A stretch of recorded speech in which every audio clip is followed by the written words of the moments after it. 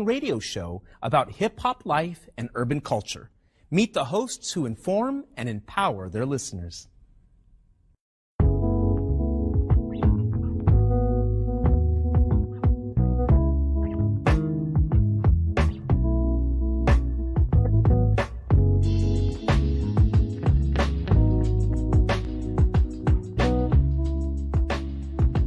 I'm Jabbar Edmond. I go by Mr. Edmond.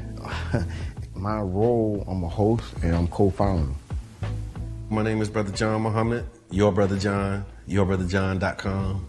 And my role on the Tampa Bay Breakfast Club is host or co-host. I just go by Qiana. Sometimes you may hear the guys call me Q. I may say Q just depending on my personality that day. And I'm the female of the crew. I think I keep balance when you look at the Tampa Bay Breakfast Club. So that's my role. And I'm Bruce Moore Jr. A lot of people do know Bruce Moore Jr., obviously being born and raised here and going to school here, but there's many more people that know Reno. St. Peter's small, and so the good things and bad things that come with a small city, you know, everybody knowing each other, of course, would be one of the pluses. My neighbors were not only just my neighbors, they became my family. Trying to put that back now, like really getting back to a place where we know our neighbors and we look out for each other. It was a St. Pete that existed, you know, south of Central, and then there was another St. Pete that existed north of Central and downtown. It was a struggle then, and I think it's still, you know, somewhat a struggle for black people in the city of St. Pete. Even with every step of progress we make, it's still a struggle to, implement that progress. Did y'all hear about the weed college, the first cannabis college? In Orlando. Talk to us, itself. No, yeah, I've been looking at it. This is serious, y'all. Over a year ago. If you got the charges, go and get the degrees, King. You got years of experience, man. It ain't like you come into a classroom with no data. Elon Musk said that a drug dealer knows how to manage and run a business better. I can't believe that. The real facts, man. I'm all about education. But what I'm saying is that we carry this industry on our backs. The way we started the Tampa Bay Breakfast Club, Jabbar approached me about what could we do, how can we do something together, and then an opportunity to promote Amendment 4.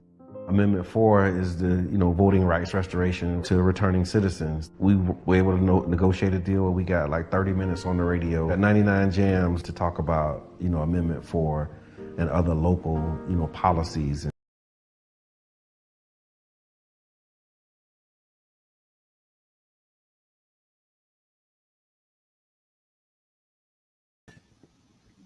Yeah. All right, then. Oh, you sound real good. I don't sound that good to me. Welcome to the Tampa Bay Breakfast Club. I'm your brother John. This is Qiana. And his intellectual gangster, your brother Donnie, El Profesor. I hear that, man. And this program is being brought to you as part of the New Image Project of the Community Development and Training Center, a.k.a. See That? See that? Ooh, and we like to thank y'all for tuning in, helping us to redefine what's cool, because smart is the new gangster, baby. Look, and if you don't know, now you know. No. How you feeling, man? Oh, fantastic, man. How's everyone else? Oh, man. Always It's good Friday. to be back. It's Friday. It's Freestyle Friday. How's professing? How's professoring, huh? Professoring, yeah.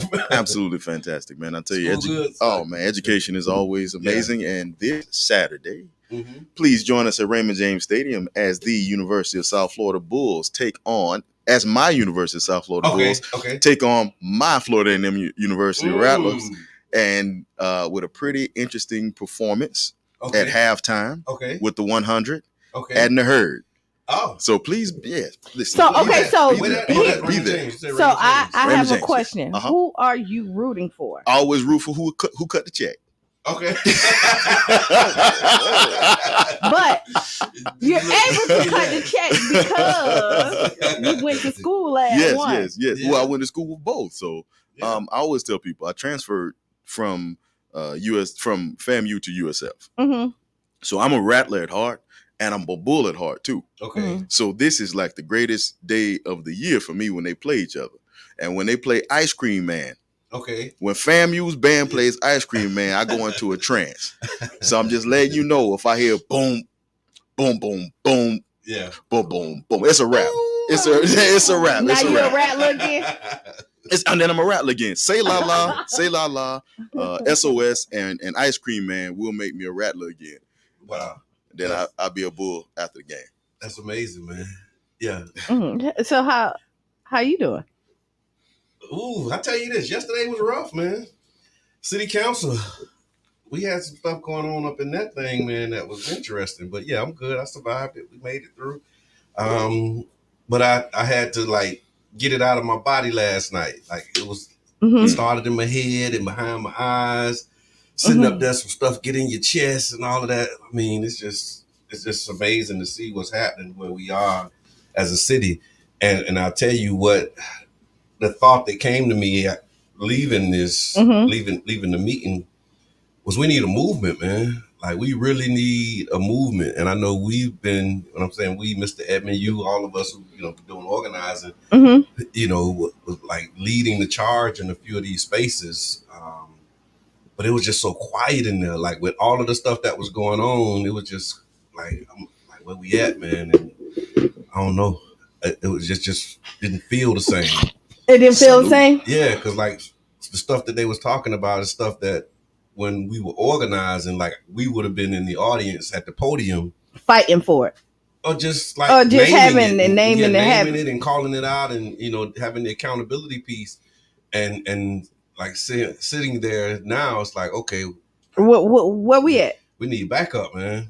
Like we really need some backup. So y'all get involved, tap in, man. But yeah, I'm good. Today is a new day. Okay, and you're listening to the new morning 99 Gems morning show. Yesterday was a day for me too, right? Okay. But something exciting in my life. I kind of told you that. So, I mean, at this ripe old age of me, I'm exploring a new siblingship. Oh, yeah. Right? And siblingship. Yeah. We just make up names. Because I know what it means. Right. As long as I know what it means, it's a word. Then that's all that matters. So you got a new siblingship. Right. And I love it. Yeah.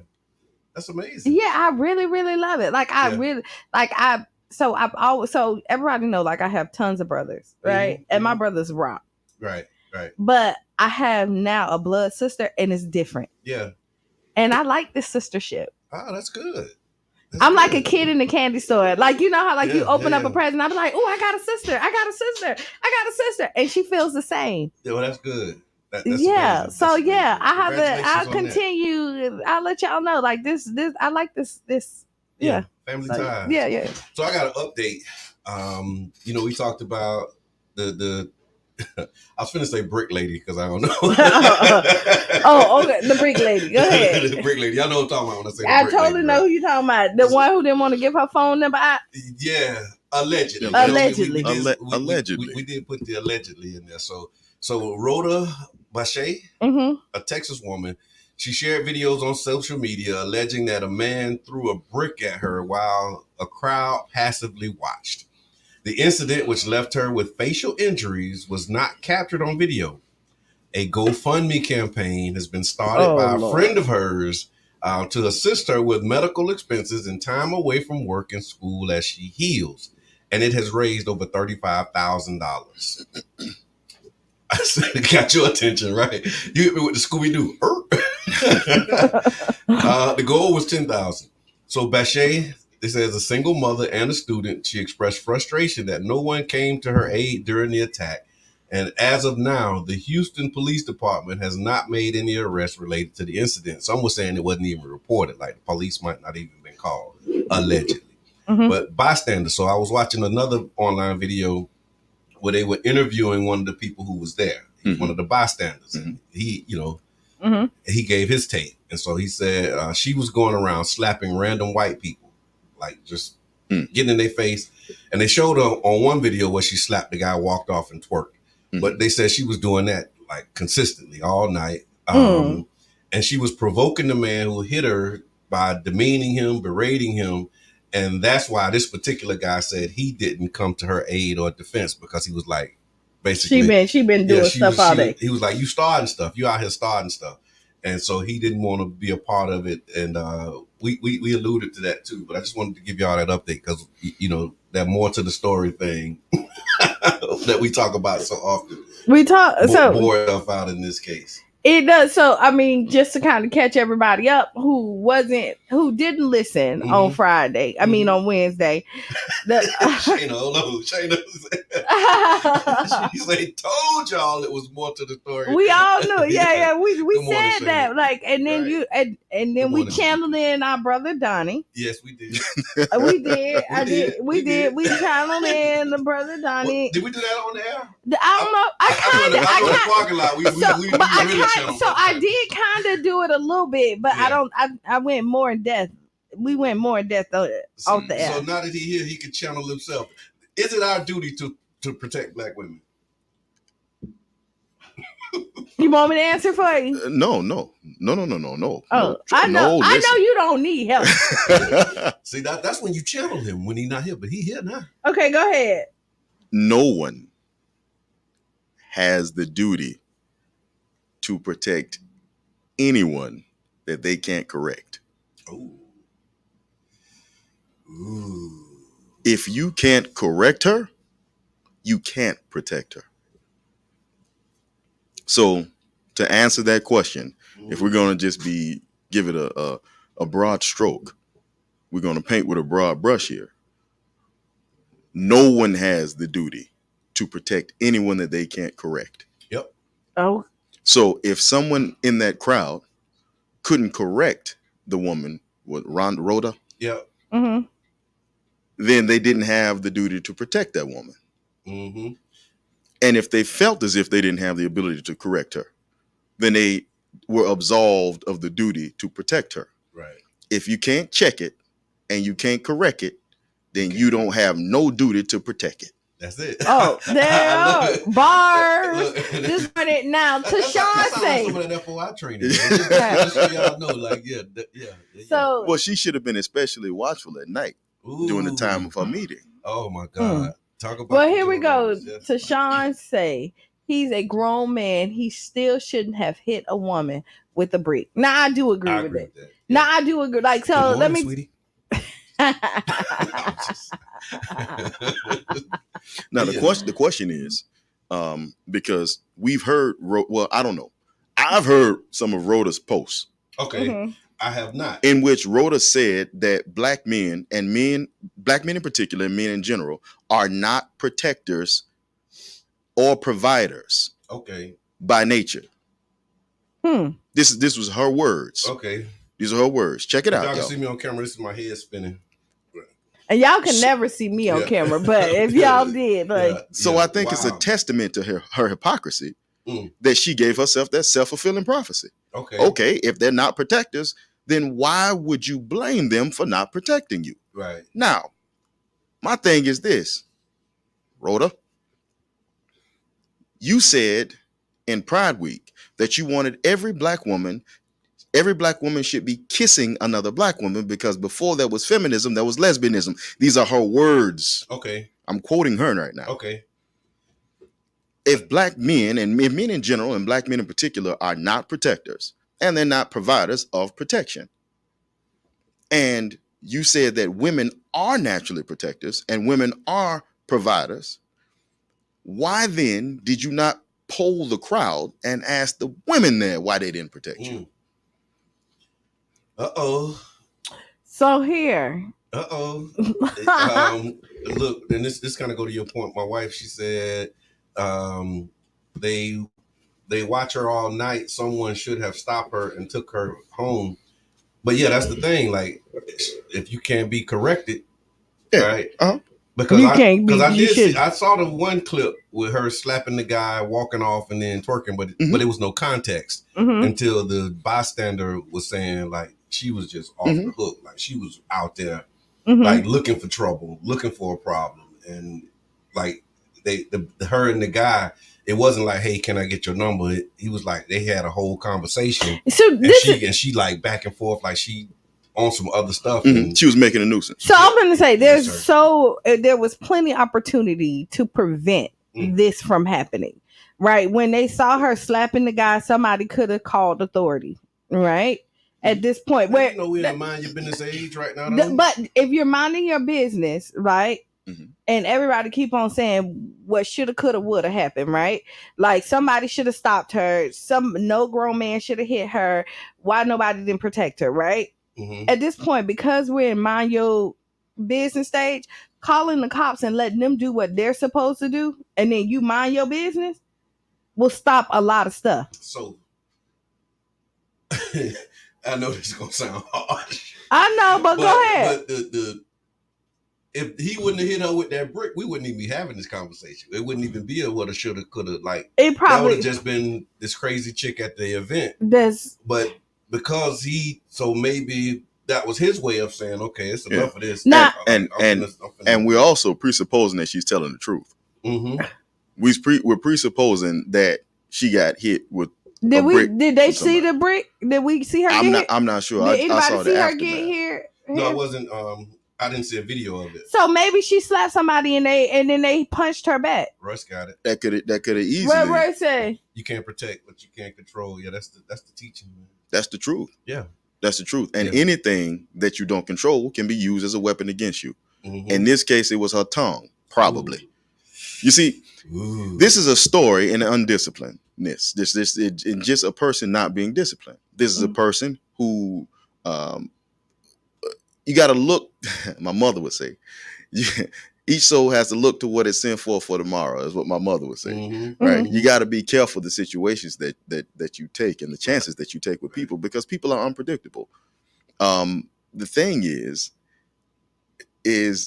she was not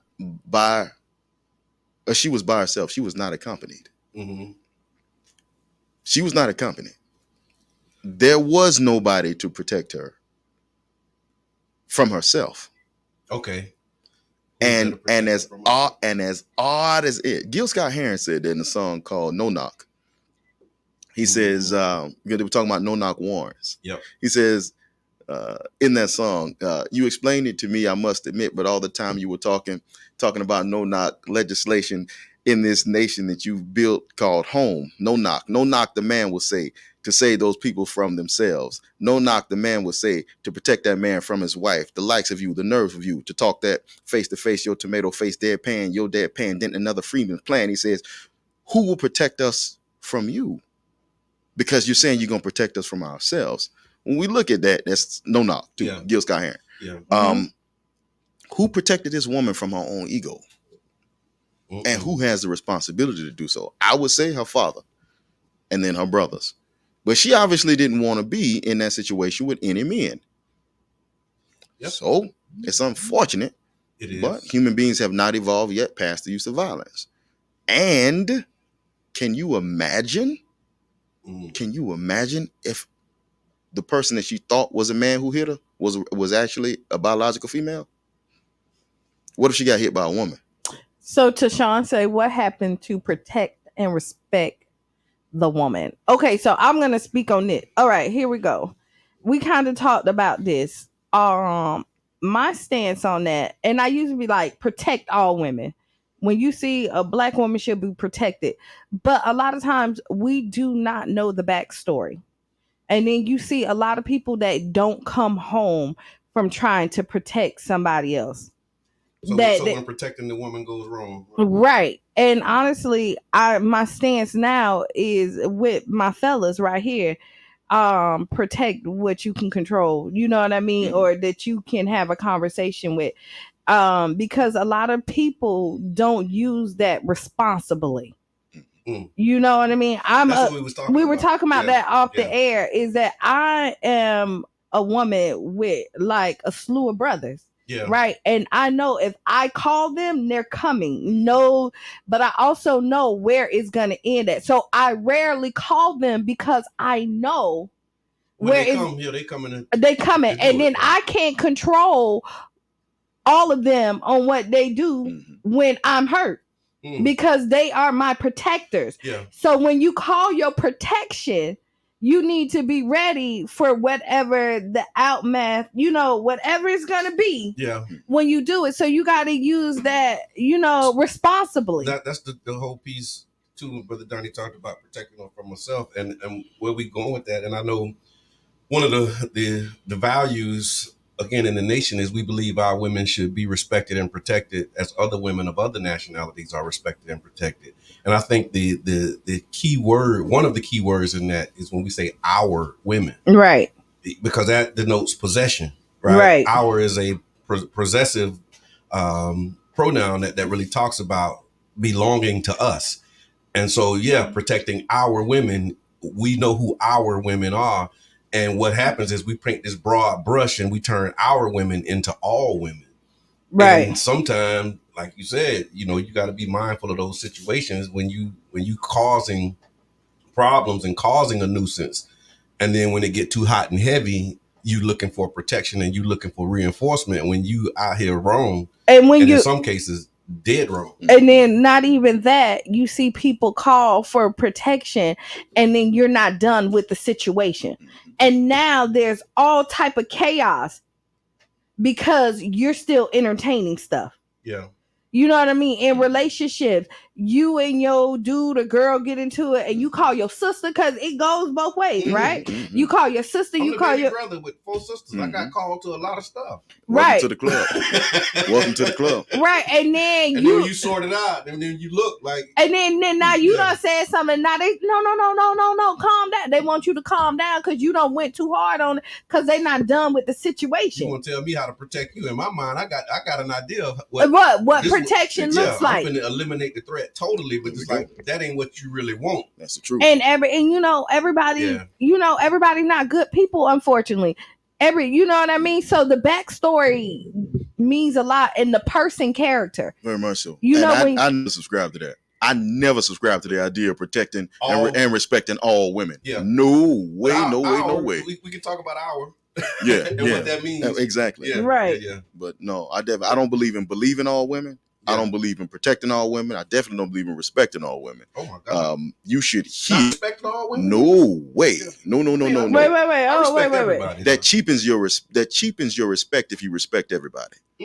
There's some people who deserve to be disrespected. There's some people. That one, man. There's some people who carry them. You want me to give you an example? Yeah, go. Some people who deserve to be disrespected. You want me to give you an example? Yeah, example. I'm struggling with that. I know. You know what? It's very difficult. It's very difficult for good people to wrap their mind around how wrong bad people are. Okay. Right. Carolyn Bryant. I forgot. I think she hyphenated her name. I'm not certain what her name was after she changed it. The accuser of Emmett Till. The dog that accused Emmett Till. Yeah. Mm-hmm. Carolyn Bryant, the response that was given was somebody trying to protect women. Okay. When they did that. There are trees. There's a book called Without Sanctuary. If you can get it, get it. There are trees, poplar trees, peach trees, pine trees, oak trees that littered the South and the North to a degree with the bodies of men who were lynched and murdered behind the idea of protecting all women, particularly protecting white women. Okay. And white women's sanctity. Men who were lied on in the worst ways possible. We have men who the police have executed because their significant other said that they did something that they didn't do. Those people are entitled to no respect whatsoever. So here's what I would say. I'm sorry. No, you're fine. So when I say, so for me, the respect is this way. Everybody start out with 100. You professor, so when you come in, like you start out with an A, right? And then it's yours to lose. So it don't mean like, okay, respect you when you've shown yourself to be unworthy of this respect because you disrespected me, disrespected my family, disrespected my community. So when I say respecting all women, I start out with respect for everybody. Mm-hmm. But then you do things that can cause me to lose respect for you. That's what I mean. So that's just a general. That's just a general rule. Right. It's like tipping. I start off knowing when I go to a restaurant, I'm gonna tip. Yeah. But you determine. Yeah, like okay, you take a little. You determine. Okay. I'm clocking. Yeah. You determine how good or bad that tip's gonna be. But I'm gonna tip. Now the degree to which I tip is determined by your behavior. It's the same thing with my respect. Like I come in, I'm respecting everybody. Like you don't have to earn my respect, because I want to be respected when I walk in the room. Respect you the way that I want to be respected, and then when you become disrespectful, that's when we can, Now we got another now we putting you on the scale. I like to get background. I like to get a background on a person because I don't respect Hillary Clinton at all. I have no respect whatsoever for Hillary Clinton. I don't respect Kamala Harris, Vice President Harris, at all because I know their background. Okay. I have a lot of respect for Vice President Harris's mother. Okay. But I don't have any respect for Vice President Harris because I know their background. Right. See, if you bomb children, I don't respect you. Yeah. So I look at it that way. So if that, y'all are probably just way better people than I am. Y'all just way better humans. I think we're saying the same thing. Like, again, if you walk into a room and she here and you don't know her, then you're going to give her the respect of, like, not you, for example, but I walk into a room like I don't know you, I don't know too much about I'm not gonna mean mug you like I don't know you. It's gonna be hello, and I'm not, I'm not looking for you to earn my respect. I'm going to give you, it's just like common courtesy. But are you respecting them, or are you respecting your principles?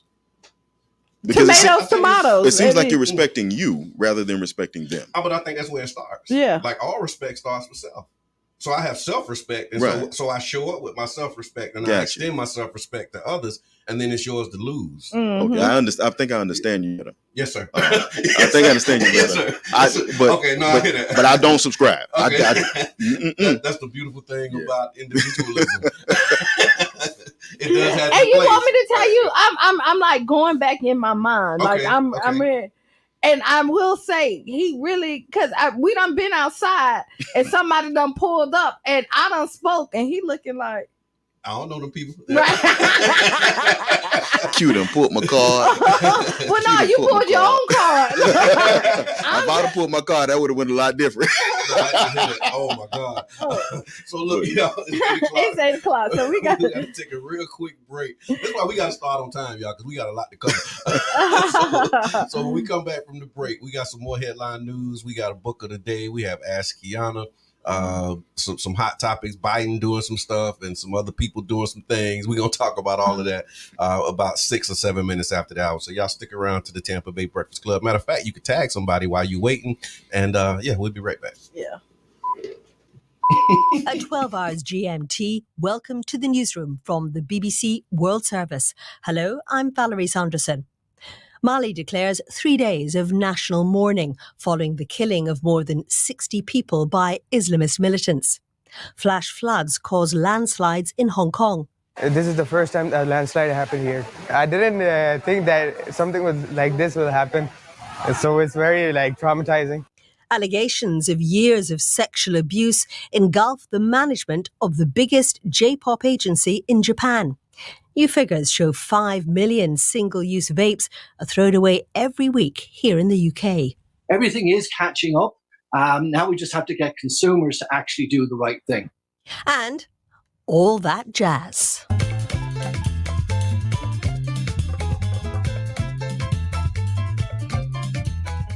The winning music of the Ezra Collective after this news update. Hello, I'm Moira Alderson with the BBC News. Parts of Hong Kong have been inundated after the heaviest rainfall since records began 140 years ago. More than 15 centimetres of rain fell in just 1 hour. Danny Vincent reports from Hong Kong. Heavy downpours of rain paralysed parts of this financial hub. The city experienced the heaviest rain since records began. It caught many by surprise, turning roads to rivers, suspending morning trading in the stock exchange, flooding underground railway stations, shopping malls and buildings. Some members of the public criticised the authorities for the lack of warning. Videos circulating on social media showed vehicles struggling in the water and pedestrians swept away by flash floods. A quarter of Hong Kong's annual rainfall has fallen here in the period of just 24 hours. The Malian army says there's been another attack on one of its bases in the north, a day after 2 raids by Islamist militants killed more than 60 people. Mali has begun 3 days of national mourning. Here's Richard Hamilton. The first attack was on a passenger boat on the River Niger near Gao, and Islamist militants fired 3 rockets at the engine of this passenger boat, and around 50 civilians were killed. And then after that, there was an attack on a military base at a place called Bamba. It's near the river as well. And 15 Malian soldiers were killed. And then the Malian army said that Developed countries must commit to reaching net zero emissions as close as possible to 2040. In China, remnants of Typhoon Haikui struck Hong Kong Thursday, bringing widespread flooding and triggering landslides. More than 6 inches of rain fell on Hong Kong in less than an hour, the fastest rate of precipitation since records began in 1884. In Brazil, the death toll from a cyclone that brought flash flooding to southern states earlier this week is approaching 40. In the Mediterranean, at least 18 are dead from unprecedented storms that dropped over a year's worth of rain in less than 24 hours over some areas. On Thursday, helicopter crews were dispatched in parts of Greece to rescue residents who were trapped on their rooftops. In the Atlantic, Hurricane Lee has rapidly intensified to become this year's first Category 5 hurricane, with sustained winds of up to 165 miles per hour. Forecasters say Lee will remain north of the Caribbean islands, but could potentially strike the U.S., the Canadian East Coast, or Bermuda late next week. In Hawaii, residents of Maui are marking the 1-month anniversary of the devastating wildfire that decimated the historic town of Lahaina. The official death toll is still at 115, with 380 people still missing, as some families are reckoning with the reality that their remains may never be found or identified. In more climate news, a record-breaking post-Labor Day heat wave is continuing to bring extreme weather alerts to tens of millions of people in the U.S. mainland. The record temperatures prompted many school districts to cancel outdoor activities like recess or to switch to online classes for the start of the school year. In Washington, D.C., the high temperature at Dulles International Airport reached triple digits for the first time ever in the month of September. I think it's not normal. I have lived here for a long time, and this is incredible. Like, we are in September waiting for fall to come, and suddenly it's 100 degrees outside. So I think it has to be with the global warming. On Thursday, Secret Service officers arrested 3 climate activists after they tied a banner to the White House fence demanding President Biden declare a climate emergency. The action came ahead of a march to end fossil fuels planned for New York City on September 17th. Here in New York, this week's heat wave was felt by fans and players at the U.S. Open, where temperatures reached the mid-90s, accompanied by intense humidity. Russian player Daniil Medvedev issued a warning during his Wednesday quarterfinals match. Cannot imagine. One player gonna die and they're gonna stick. You cannot imagine one player is going to die and then they will see, Medvedev said. On Thursday, climate activists with Extinction Rebellion delayed a semifinal tennis match by 50 minutes between Coco Gauff and Karolina Muchova as they stood up in the crowd and called for an end to fossil fuels. One protester glued their bare feet to the ground. 19-year-old Coco Gauff eventually won the match, sending her to the finals. She's the first American teenager to get this far since Serena Williams in 1999. The African-American player was questioned about the protest following her win.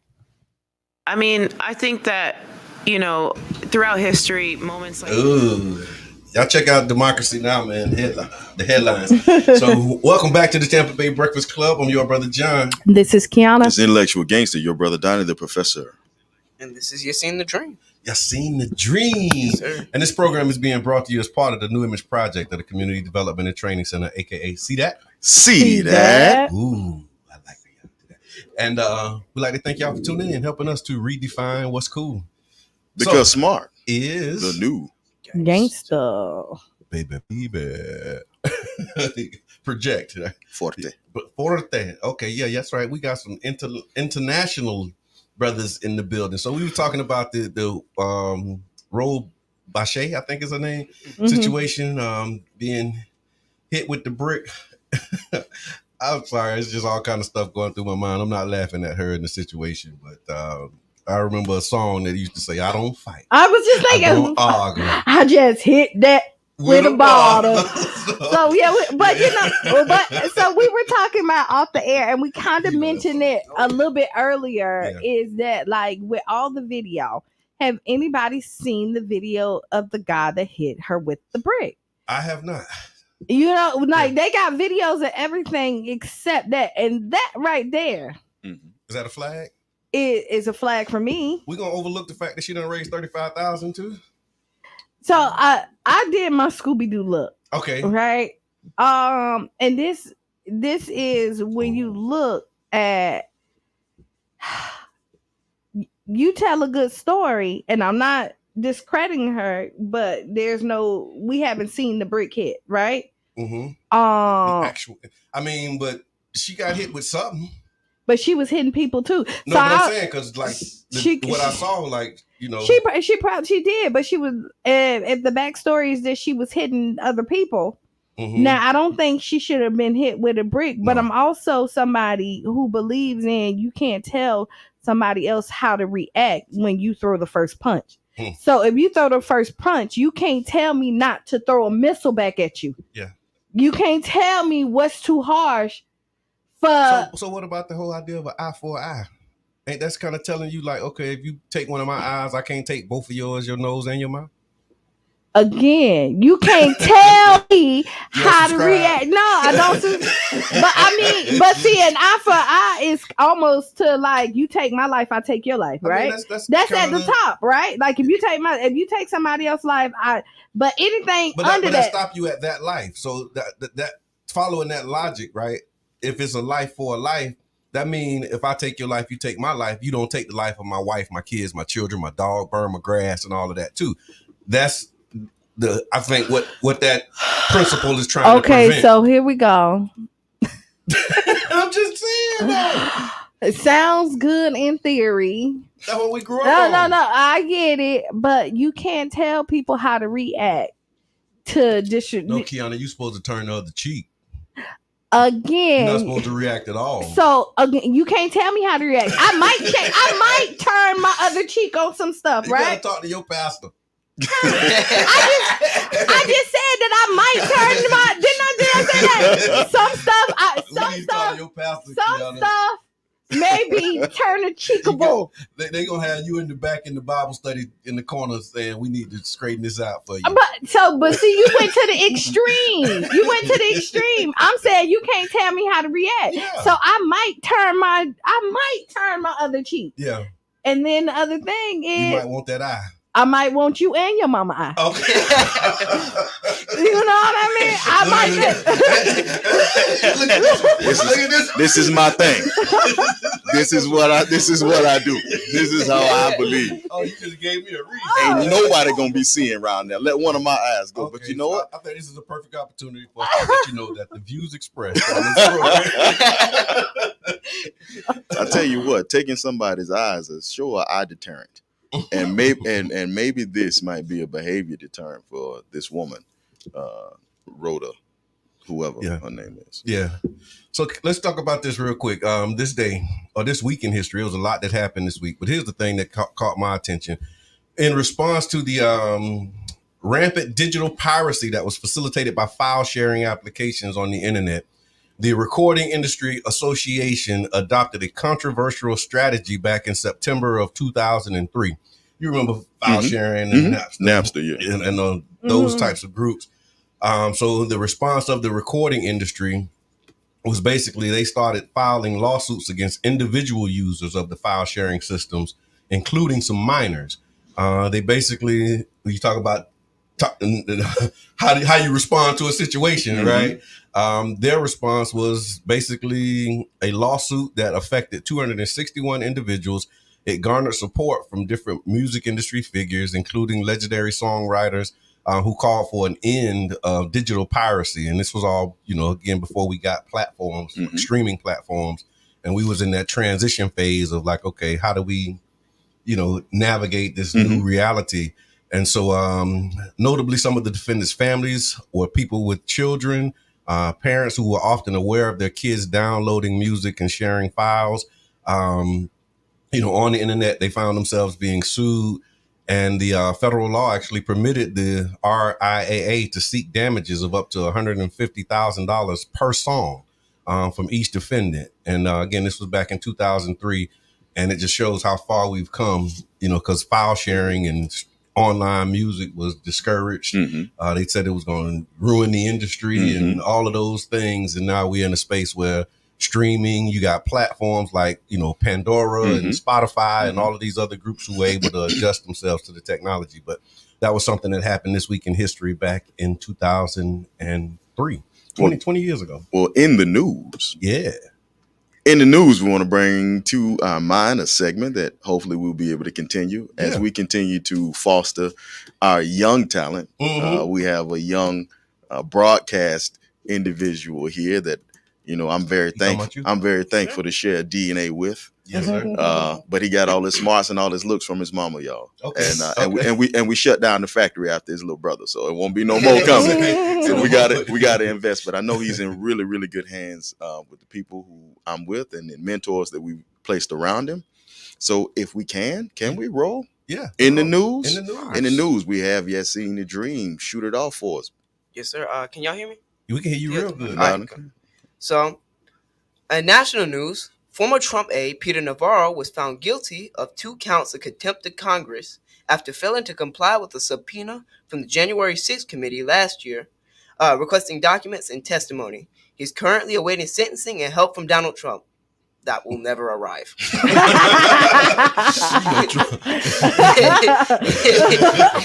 They was waiting on Trump to meet him at the Capitol. Y'all on your own with that. Hurricane Lee rapidly strengthens to a Category 4 as it approaches the Caribbean. According to the National Weather Service, conditions are favorable to hit Category 5. Fortunately, it does not look like it's going to hit Florida. Okay. Which means that it's probably going to hit Florida. Just saying. Yeah. Forecast. Yeah. So I was about to say that sounds like good news, but it's not until it is. Yeah. President Biden cancels the last oil and gas leases in Alaska's Arctic refuge, overturning sales held by Donald Trump. He said in a Twitter post yesterday, "We're canceling all remaining oil and gas leases under the previous administration in the Arctic refuge and protecting more than 13 million acres in the Western Arctic. As the climate crisis warms the Arctic, we have a responsibility to protect this treasured region for all ages." So now would be the best time to invest in like an electric car or bike or a scooter because gas is probably going to be like $20 a gallon. At least. And we having some conversations about land use and transportation and how we can increase our public transportation options because that is a move to go car free. And you're right. I think another one of them moves is going to be the tax that you pay to have a car is going to make it untenable at some point, and maybe in our lifetime, definitely in yours. Oh, yeah. It's going to get it real interesting when we start talking about mobility. In world news, Hong Kong shuts down after the heaviest rainfall on record. The city experienced the heaviest rainstorms since records began in 1884, flooding the financial hub streets and sending torrents of water rushing through subway stations, bringing much of the city to a standstill and forcing the stock market to halt morning trading today. The downpour, which caught many residents off guard and came just a week after a super typhoon shut the city down and caused the observatory to raise its highest rainstorm alert, was expected to last until at least noon. Schools were suspended and workers stayed home as bus operators halted services. Wow. I think it's much more the same today. Raining all over the world. Yes, sir. Keeping it moving over to the world's equivalent of that one quiet kid at school, North Korea says it has launched a new... That's what that is. That one quiet kid. Don't bother nobody. Don't say nothing. Have a demon sister, sir. North Korea says that it has launched a new tactical nuclear attack submarine. The Hermit Kingdom stated on Wednesday that they launched a new Korean-style tactical nuclear attack submarine on Wednesday. According to the state-run Korean Central News Agency, during a ceremony that the country's leader Kim Jong-un attended. The announcement comes a week after North Korea said that it had simulated a nuclear missile attack over the weekend to warn the United States of a nuclear war danger. I don't know if that sounds too good. That don't sound good. Oh, no. North Korea, nuclear missiles. I don't like that. I saw something with and this is kind of off topic, with the translator at a meeting with Putin in Turkey, basically said that he translated what the president said as Turkey is going to war or currently at war with Russia. And it just kind of threw everybody off. It was like an awkward moment in this conversation because the interpreter made the mistake. And they were saying if that was true, because Turkey is a NATO nation, that would have thrown the whole world into war with Russia because they have this compact where they have to support each other in war. And so it was like, you know, we talk about interpreters and the role of interpreters. That's a very important role. But that if it wasn't sorted out, it would have like been disastrous for the world. Right on. Yeah. The BBC reports that at least 49 civilians were killed in an attack on a riverboat in Mali by Islamist militants. The government has declared 3 days of national mourning. The Islamist threat has been reportedly growing by the Mali government. It said the Islamist threat has been growing despite claims by the military that Russian Wagner Group mercenaries are turning the tide of their campaign. So, Russia and Africa. Yeah, what's going on in Africa? I was going to ask you that too. We'll be there in a minute. We'll get there in a minute. Okay. All right, so in local news, a Florida man was arrested yesterday. Wait, hold on, stop. Just stop. You ain't got to say no more. In local news, a Florida man. Yeah. All right, next story. All right. No, go ahead. No, he was arrested while trying to run across the Atlantic Ocean in a giant hamster wheel. A Florida ultra marathon runner was arrested Wednesday by Coast Guard officials while attempting to cross the Atlantic Ocean to London in a small human-sized hamster wheel. Why they arrested that man? If he want to run across the ocean, why? If you can make it, then like that's good. Like that's commendable. They respected his life. For real. Even though he didn't respect it himself. I mean, he wasn't sinking. The man running across the Atlantic That's what he wanted to do. In a hamster wheel. He's going to see. That's what he wanted to do. Florida man. Lord. Only in Florida. The 10th Street Church of God, the second oldest black church in St. Petersburg, faces an uncertain future. Pastor Mobley, shut up. The church was originally built in 1898 and is now on a local historical registry. However, it has been unused for the past 3 years. Pastor Carl Mobley, who held services there for over 20 years, told Bay News 9, quote, "It's too dangerous to hold services in the building." Mobley says that the church needs hundreds of thousands of dollars of work done, but it's a price tag that he can't cover himself. So, he says that he would like to remove the church from his historical registry and sell it. However, he says that he is running into pushback from city officials. Yeah, no, I actually was trying to help him with that. And it is definitely an interesting situation because the process that you go through to put something on the historic register is a pretty tedious process. It is indeed. You actually have to have work published with that information in it, and that work has to be published at an outlet. Yeah, that's the truth. And so what the pushback, this is, you know, again, with my conversations with the staff, not being here as a representative of them, but what the concern is for them in de-designating this historic landmark is the fact that it's only being asked by this particular buyer. So they have a buyer that wants to buy it, but one of the conditions of the purchase is that you have to de-designate it as historic because their plans for it is going to call for them to tear it down and rebuild it. And so with that framework, they're saying they're going to rebuild the church. No, they're going to rebuild something else. And then put a plaque that said this is where the church stood. This is where the church was.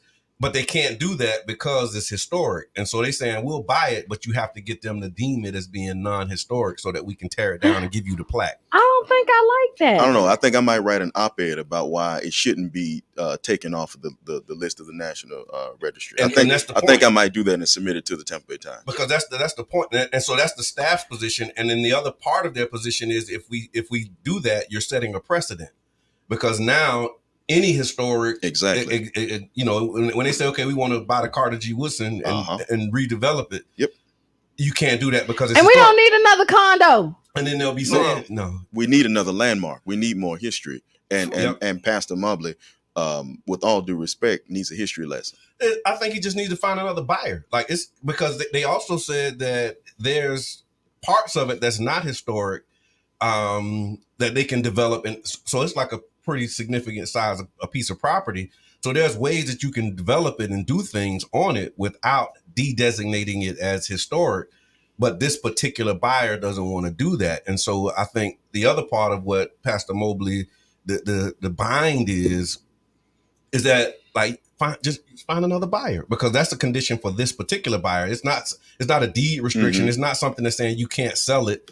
It's just him and this agreement that he has with the person who said, yeah, I'll give you this price, but this is the conditions of me buying it. And until those conditions are met, he's stuck with the property. So find another buyer is what, or tap that building fund. Yeah. Touch that building fund up. But I think when conversations with him, and we were actually together about a month ago, and he was saying that COVID is what really sent them in a spiral. He said they went, from a congregation, I forget the number that he started with, but he said they down to maybe like 15 or 20 members now. And so the membership that he has at the church can't support the building, and they can't afford to, just with them as a group, to do the building repairs. But there are also other, funding mechanisms and opportunities for them to be able to do it. Okay, so here we go. And this is the views of Qiana, right? Let me just throw this out here. Now, this is a historic building, right? Very much so. And I think it's one of the oldest churches here. It's the second oldest church it's the second oldest black church in St. Petersburg. There you go. And so this is the problem that I have, is that it's 50 million churches here. And I don't understand how the other pastors don't get together and help this one. Come on now. And so when I'm looking at what the church is supposed to do, and it's about rattling up and helping the community, this is the community. How do you set on the other side and y'all preach the same thing and then don't do what you preach? Right. So this is my frustration at this point, is that we have something that's historic, that's in our community, and everybody not trying to do what they need to do to save it. That's the truth. So we have to look back at ourselves. What are we doing wrong? So like any relationship, when it's good, we praise it. When it's bad, it's bad. And right now it's bad. And shame on you. Mm-hmm. Shame on you. And y'all could be mad at me for saying it, because I don't care, because I said it. And I guess I'm in that mood today.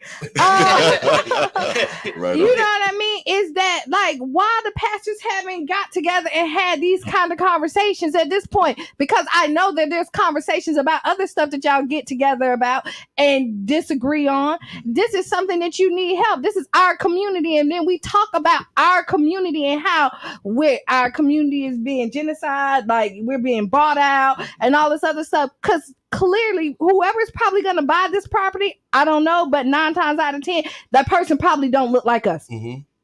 So that's another opportunity. Like, you know what I mean? When we talk about finding another buyer, why can't we as community be that? And that's what. So why this is, and the churches here makes tons and tons of money. You have members, and maybe he only got 20, but I can call 5 churches that got hundreds that show up at their church every Sunday, right? And they get their offerings. Why? Well, instead of money, if we have churches who have memberships in the 100s, just show up with a paintbrush. Thank you. Show up. So with that's some where I lumber. was finna go There we to. go. Exactly. Is that there's labors of love that can There we happen. go. So it don't always have to be financial. But there's no reason why this church is sitting up here about to fall apart, and we got millions of people in here in St. Pete, and we all subscribe to something of being loving of this community. Right. Because it will take nothing to save this church. And there's pride that we will have. So that's my little spiel. And I'll just get off my soapbox. In the news. Yep. You got something else in the news? One last thing. Debris pickup is underway in St. Petersburg after the Hurricane Idalia swept through the Gulf of Mexico last week. Mm-hmm. So trucks contracted by the city rolled out Thursday and will be removing debris from areas that flooded because of the storm. City officials said that they want residents to be aware of several guidelines. Debris should be sorted into piles by type, and plastic bags should not be used. FEMA prefers no bags whatsoever, says Mike Jeffries, the city's community enrichment administrator. The motive with the bags is to make sure the contractor and FEMA know exactly what's being picked up from the property. Mm-hmm. Makes sense. All right, good And stuff. that's the news. That's the news. That's the news. With Yassine the That's Dream. the news. Listen, Hey, you know what I'm saying? For your first time, amazing. I like. So you're funny. Right? I like. We're gonna do that afterwards, right? We're gonna do the deep. No, We can't give him like the whole. I mean, I want what you should have did. No, I'm not finished. No. That's I'm my not granddad right Okay. No, I'm not It was finished. good, boy, but what you messed Yeah, up that's on my was the word. granddad. I was finna do what? No. You hear who we say that was. You hear who we say that is. You hear who we say who I ain't gonna call out names. No, you already said it. I already said it. You know, I know. Yeah. You know, we all know. I mean, constantly training and conditioning to meet and overcome all obstacles in our path. See, I was giving flowers. Just flowers. Thank you. Just flowers. Absolutely. So did y'all see this thing about DeSantis in his map? So this you got to prepare yourself to talk about Ron DeSantis sometimes. So I'd rather talk about Trump. Okay. I wouldn't. Ooh. I would rather talk about neither. That's the would you rather. Would you rather talk about Trump or DeSantis or Trump? Would you rather have projectile vomit or explosive diarrhea? Which one would you rather have? Because that's what we're talking about right here. Like would you rather have vomit or would you rather have diarrhea? Give me vomit, please. Trump it is for me. No, go ahead. So a judge ruled that the Florida redistricting map that disenfranchises black voters was unconstitutional. Basically, every 10 years, we do the census. So following the once a decade census, lawmakers in every state, including Florida, we redraw political boundaries. Well, DeSantis, who's we know is running for president, he was criticized essentially for drawing Democratic U.S. Representative Al Lawson, who is black, out of office by carving up his district and dividing a number of black voters into conservative districts represented by white Republicans. So basically, the long story short is when they created the maps and submitted them to Ron DeSantis, he rejected the maps and then created his own map. And the map that he created basically drew out a black elected official so that he wouldn't be able to get the seat. Well, he was sued for it. And the Florida judge rejected his defense on arguments from the Republican lawmakers that the state provision against weakening or eliminating minority dominant districts violated the U.S. Constitution. So long story short already. So don't make the long story longer.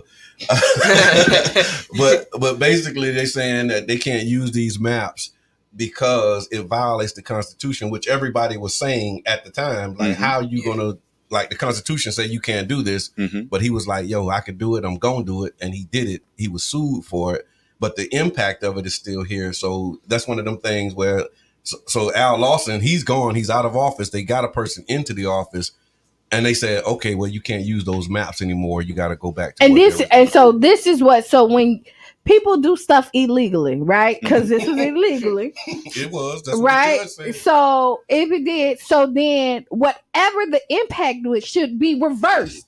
So put that man back into office because you did it. So this is your punishment. Yeah. You know what I mean? So you did what you wanted to do. Now we finna do what need to be done. Yeah. So I'm just so sick of people just doing what they wanted. I'm just aggravated. I mean, that's Friday move. I understand. That's the American way, though, right? Black people are by and large, I say black people, I mean American Africans, are by and large too good. Yeah. We are far, far too good. Because what the savvy thing would be is for all of the American Africans, if you see the shenanigans pulled by this far-right ethno-state building fascist Republican Party. The views expressed.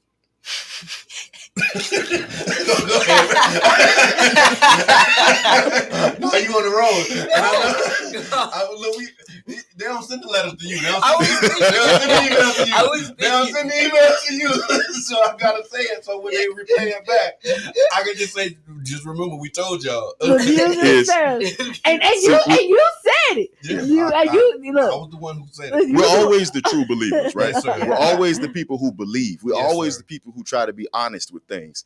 Don't be honest. Leave the Democratic Party, join the Republican Party, and then vote for a Democrat while you join the Republican Party. I think that's what they ended up. That's why we have the Democratic Party we have now, right? Like it was because the Democratic Party was once the Republican Party. It was yes. So the values of the Democratic Party, right? Because like the fight when you look about when Dr. King and they were marching, they weren't marching against Republicans.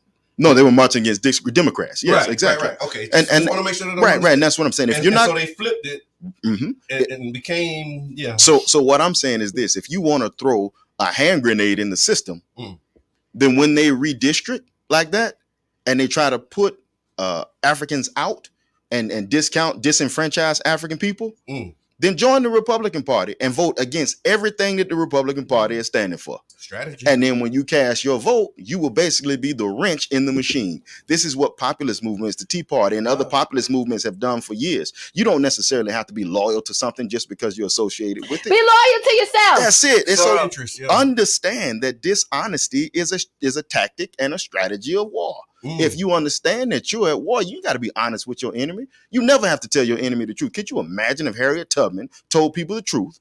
You know how successful she would have been. Yeah. Could you imagine? But see, the thing you ever is, heard of the Underground Railroad? I did that. So learn how to use. We have to learn how to become politically mature enough to use deception. I mean, in every game, right? Like That's it. In football, like They running plays that like they try to keep you from knowing. You where the ever ball hear is, when right? people like just tell you the truth and just try to hurt your feelings? Like, I'm keeping it real. Everything don't need to be said, right? No, not everything don't need to be Not at all. said. Like, you have to protect your own interests and the people that you care about, right? And a lot of what No, I'm just like replaying that in my mind, and yeah, you tough, man.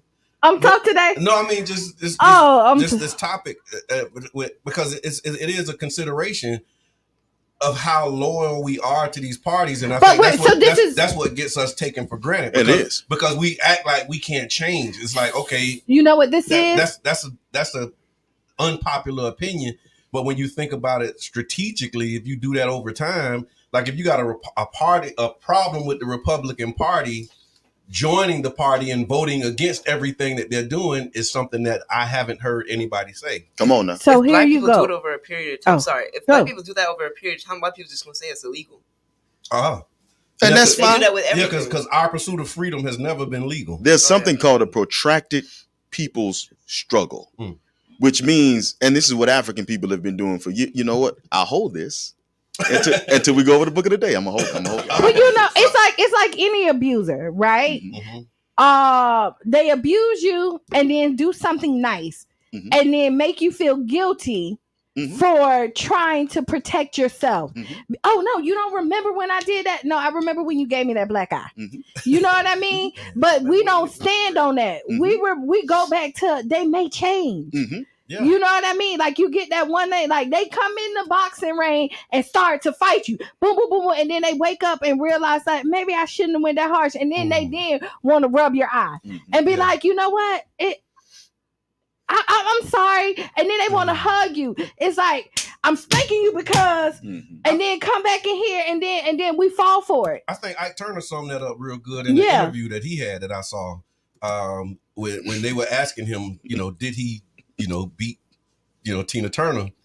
And he was like, yeah, she'd be in there, acting crazy, talking crazy. I'm trying to get her to do something. So, I slap her in the head and then she go in there and she sang real good. Like, so he didn't really see a problem with what he was doing because the outcome was what he got. Yeah, what he and needed. he was basically like, if I didn't do that, she wouldn't be a star today. So, shame on y'all for being upset with me. I did what I had to do. But that's the kind of that response that we get. It's like, we're doing this for your own good. And so now they start teaching us that, slavery benefited y'all. So y'all should be happy this is for a it. conditioning. Like they taught us that. If we wouldn't have come and got y'all would still be swinging from trees. And like they told us all of that stuff growing up, like what they did to us was for our own good. And we would have superpowers. Swing from trees. But the thing is if with you. It was Tarzan who was swinging. But and maybe we was Tarzan. The thing is this, is that if you understand this is how the system goes, you don't owe yourself any kind of moral standard that says that you have to play the way they ask you to play. If you know that you're supposed to teach that slavery benefited African people, then when you go before your whoever board that's going to play the con, tell them exactly how slavery benefited people. Okay. And then when you get into the classroom, tell them, yes, slavery did benefit people. It taught African people how to use poisons to poison their slave masters. See, if they didn't have slavery, they wouldn't have slave masters to kill. So these are the things that you got to drop and reflect on. See? And then when they talk about how slavery benefit people, tell them who it benefited. Yeah, but not me. But that's so they're working to change that too. I know. Yeah, but weasel your way Go into. ahead, grab your chair and go right there. He's just picking up and dipping out. Oh, I thought you was getting on. Oh, okay. I mean, you're welcome to join us. Yeah, for our listening audience who aren't watching us, we've been graced by the presence of King Jab. King Jab, the voice of the people. The voice of the people. I hope it ain't plugged up because he's just grabbing it. It ain't plugged in. It's plugged in. Okay. All right. Cool. And so, no, that's where we are, y'all. Look, we got two more things. We got the book of the day, and then we got to ask Qiana a question. And so we're going to roll into the book of the day segment. Today's book of the day. We should have a thing that says book of this. What I'm about to say. The book of the day segment is being brought to you by the Barbershop Book Club. The Barbershop Book Club helps to motivate kids by offering a free cut and a free book to those who read it aloud while getting their hair cut.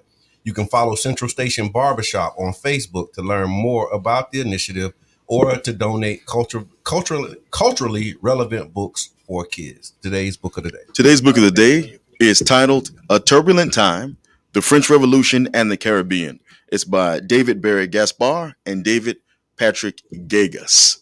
So it's by Gaspar and Gegas. I don't know if our viewing audience can see this, but this is what it looks like. Why? Brother John asked earlier, he said, what's going on in Africa? And what we're seeing in Africa is a world African revolution.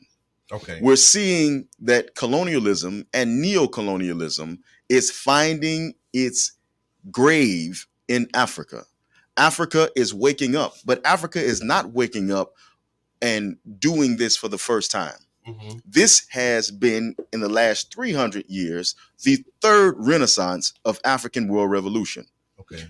Africa now is focused on ridding itself of what it calls Francophone influence. Okay. Meaning that the French have been pushed out of Mali. The French have been pushed out of Burkina Faso. The French have been pushed out of Chad. And the French now have been pushed out.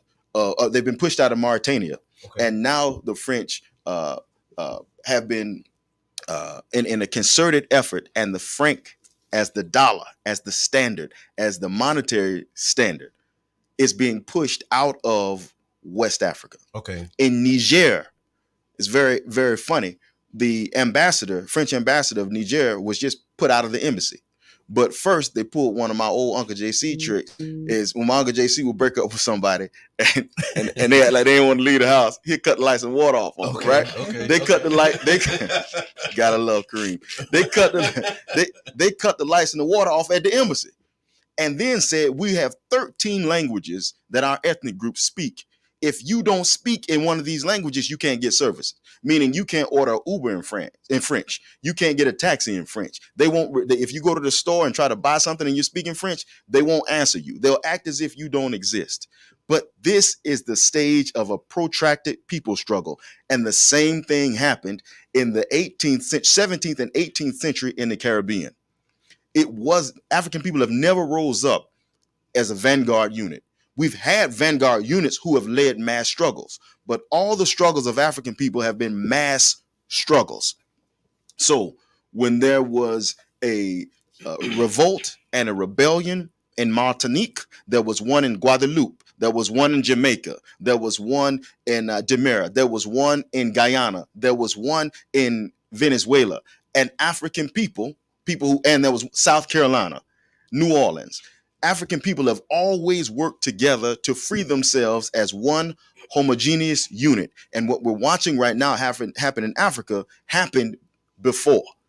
And it happened to the degree and the levels. And I'll share this right here because I got my brother John right here. I know he got his glasses on. I do. And in an article that's titled Slavery, War, and Revolution in the Greater Caribbean, Brother John, from 1789 to 1815, could you please look at all of these rebellions? It'll be on the bottom of that page. In the bottom. Yes, sir. Okay. Keep I'm just looking looking at the number. It go from this page and end with 34. Now flip it over. Flip it over. Okay. 62.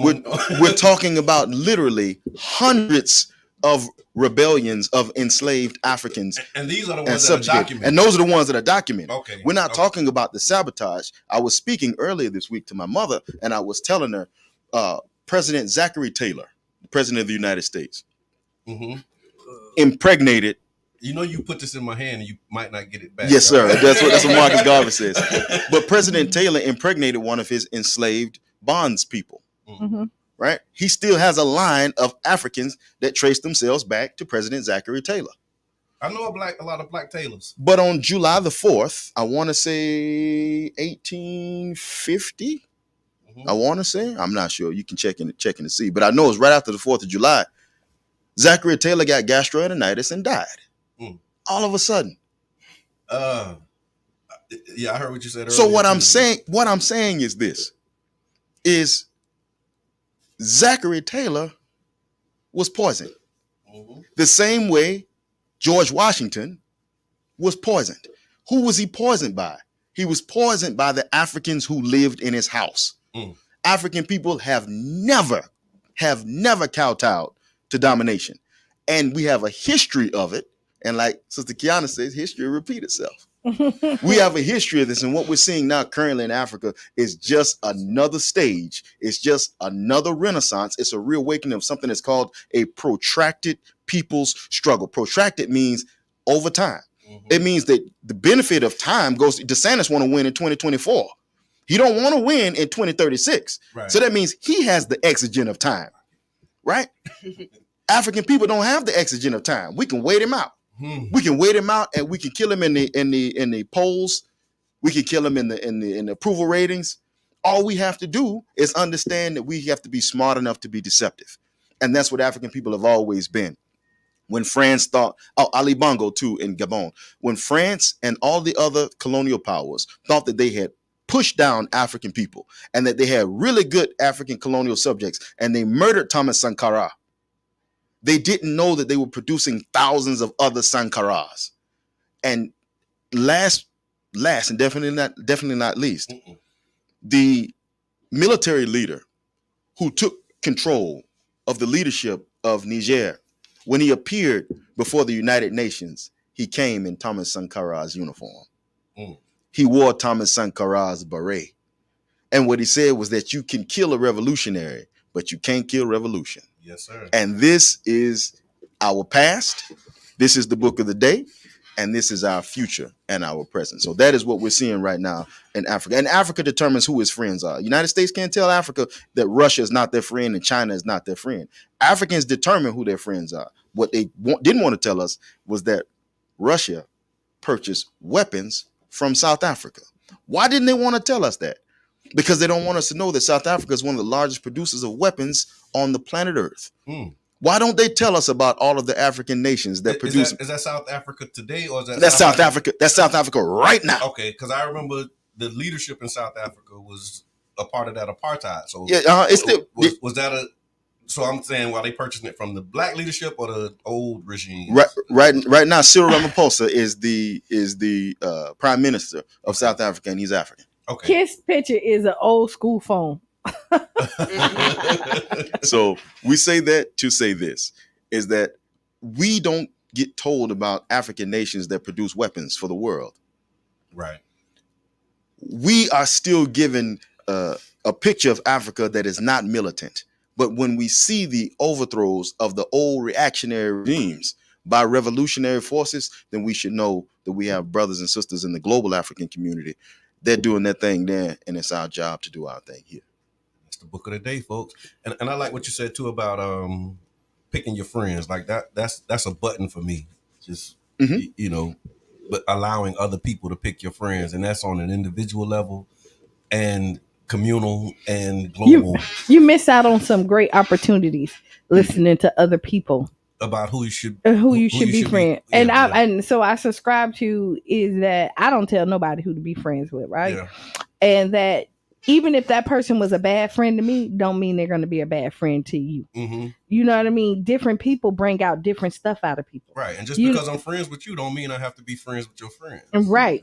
And just because that's your enemy, not well, let me shut up because sometimes if you don't rock with some people, I don't rock with you either. But that's my choice. But I think it talks about degrees, right? Because again, we don't subscribe to all. Right. And, every situation has factors and considerations. Mm-hmm. So there are some times where it's like, okay, if you're rocking with them, I can't really rock with you. Right. But then there's other times where it's like, okay, this BS. Yeah. I can't be with this BS.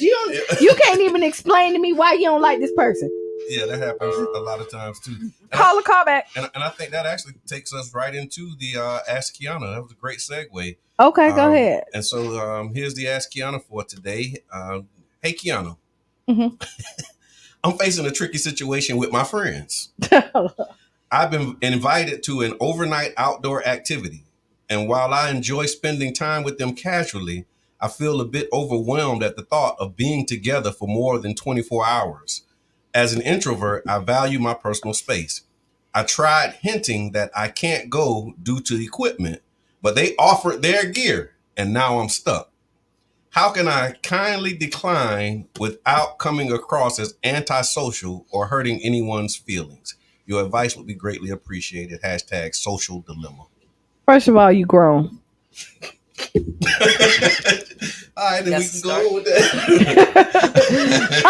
So first of all, you grown, and you shouldn't be pressured into doing something that you don't want to do. But I understand. Okay. So peer here pressure is real, even in adults. It is. It really is. And then it sounds like you're a people pleaser. Okay.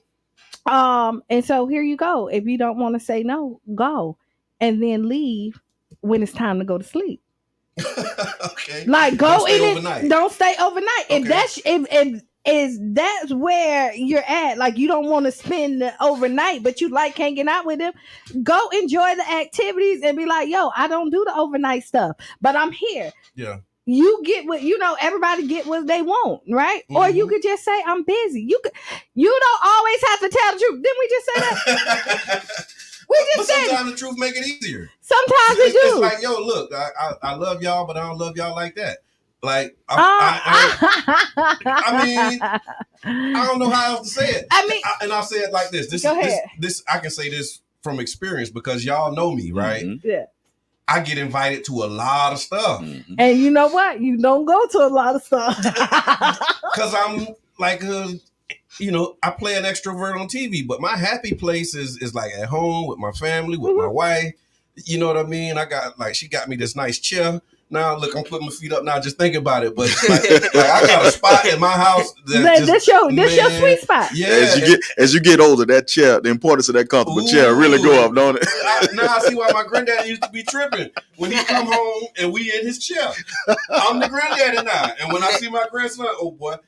Get out the chair. Get out the chair. It's okay. But it's understood. Like y'all know, okay, Brother John probably ain't gonna come. But I'm gonna tell you, if they're truly your friends, they probably know that this ain't your thing. Mm-hmm. You know what I mean? Mm-hmm. But they trying to push you because they enjoy. Yeah. I think it'll be okay. Like if they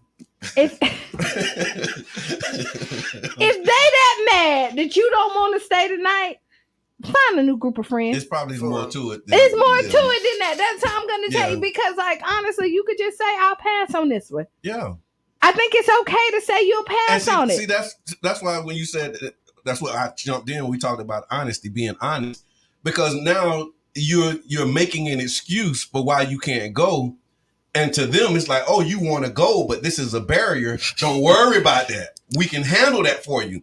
So just tell the truth. I don't want to go. Yeah, and then they can try and sell you and use the peer pressure on that, but Right. it's understood. It's not that I'm not going because I don't have the equipment. Because like, don't worry about it. We got equipment. But you know what? That's what you want me to tell you. But that's probably. Exactly. But you know that was the truth too, because it ain't their thing, so they don't have the equipment. Yeah. Right. If it ain't your thing, you ain't going to buy the equipment to go do something. And they that like, don't worry about it. We got you. And you know what? Because that's why you told them you couldn't come, and they was like, don't worry about it. We got. So And now you feeling like you still got to go. No. I don't have the equipment because it's not my thing. I'm good on this. Yeah, that's your response. Yeah. As opposed to be like, oh, if it wasn't for those meddling So kids. You know, I wanted to go, but one time in band camp. Whatever your truth is. Whatever it is. Like the reason why you don't want to do it, and at this point is be your authentic self. Yeah, it's so hard. I stopped doing that a long time ago. It's so hard to pretend to be somebody you're not. It really is. And then you're denying not yourself and them are who you truly are. And I think those are good friends because they're like, if they really want you to go, and you saying this is why you can't go, and they saying don't worry about that, we got it. Right. That's a good group. That is a good group. Because they could have been like, oh, you ain't got it. We moving without you. That's what the expectation was. So maybe this person didn't realize how good of friends they were. Yeah. Or how bad they wanted you to come. That's what I was thinking. You know what I'm saying? They're making way for you. So you have two things. You could either say, I'll pass, right? This is not my thing. Or you can go and enjoy the part that you like and then go home. Mm-hmm. I think you as an adult have that ability to make that decision. Yeah, I agree. Anybody chiming in? I was wondering what Shayna, what Shayna said. What the comments are. So my mom Crystal said it's okay to let them know that's not your thing. Yeah. Thank you. Miss Rhonda said it's sad when people are grown and don't know how to communicate their feelings, and it's okay if you don't want to go somewhere and do something and go somewhere. Right. Mm-hmm. I unite with that. Right. Miss Tayshawn said, I learned if you don't do something with your time, someone else will. So if that's not me doing nothing, enjoying my time, that's what I'm going to do. Yeah. So no. Sometimes doing nothing is what I want to do with my time. Nothing. Aaron McFarley said, honesty is always best. We too grown. And I imagine it can be draining for a person who is pretending who they are. But I'm going to tell you sometimes now so here we go. That's the flip side too. Your friends know you too. Maybe you're one of them people who don't like to explore, right? Okay. And they're trying to get you out of your box because you said this year I'm going to be spontaneous. I'm going to do stuff I've never done before. And your friends is like, we're going to keep you committed to your commitment. Yeah. Right? Because a lot of times people stay in their bubbles, right? And don't know how good life is because they're not exploring it. Right. And then you know how like you deny yourself and then you go and do it and you be like, dang, this is funner than I thought.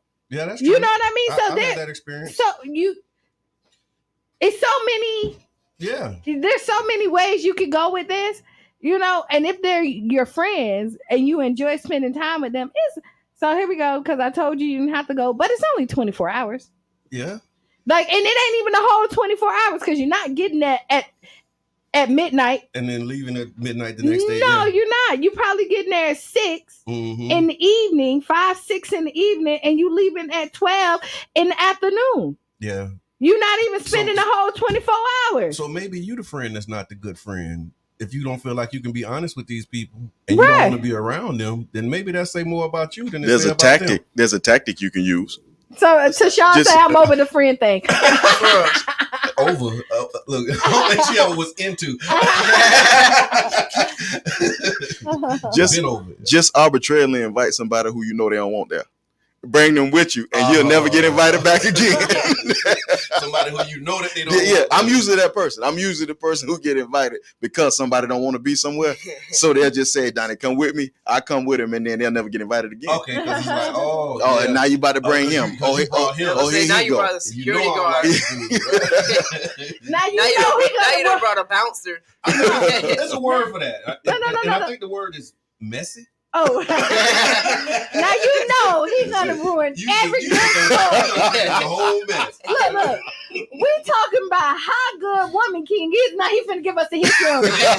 And you show up and you on script too. Like, Listen, you know you here. I'll be that friend, y'all. I'll be that friend. If you don't want to get invited to somewhere twice, then just come with me once, and we won't get invited twice. I just got an invitation to a party. I'm gonna need you. Yeah, I'm gonna need you to go. You're right about that. John is like, I've been invited to stuff and brought him with me before, and I ain't never got invited back. You want your invitation rescinded? Yeah. Just tell them +1. Tell them +1 and give them their initials. Yeah, that's it. No. I'm making excuses. Yeah. Chris will say, Donnie, you're telling my business now. Oh man! So that was today's Ask Qiana, and the Ask Qiana segment is brought to you by the One Community Grocery Co-op. We thank you for your support. If you'd like to learn more about the grocery co-op, you can go to ocgc.coop, or you can attend one of the events. You can also find them on Facebook at the One Community Grocery Co-op. Check them out, y'all. Great stuff happening over there. Final thoughts. Oh, me, expand your gangster, free Imam Jamil Al-Amin, and all political prisoners, free the U3, and all political prisoners, free all political prisoners. Yes, final thoughts. Can't wait to do this again. We can't wait to have you back. Thank you for what you're doing. It's Freestyle Fridays. Make it a great weekend on purpose, y'all. Do what you do, but watch my shoes. Every time I say that, I have to put that together. But there's more that needs to be done, that needs to be said. We got a lot of community events coming up. We'll talk about it on Monday. So make sure that you like the page, share the page, help us spread the word about what we're doing here. You can donate, you can contribute. Like, there's ways that you can support the Tampa Bay Breakfast Club and the New Image Project. And so we want to really highlight that. Go to seethatcenter.org. And you can click on the link that tells you about the New Image Project and what we're trying to do. And I appreciate all of y'all. Believe and do good. Yes, be the change you want to be. See, write down those 5 things. Enjoy this weekend. And that's all I got. On purpose. On purpose. FAMU USF. Yes. Yeah. Don't miss the 100. They're going to be in Tampa, y'all. Yeah, and if you still got some of them hurricane snacks. No, so I'm wait, Paul. So Jazz just say Q gonna say through the hurricane snacks too, right? So I change it up a little bit, but Jab gonna say, and we're gonna leave Q gonna say the same thing. Everybody say the same thing. Pretty much. But so I'm the only one that's singled out. Of course. Okay, it's all right. I'm good with it.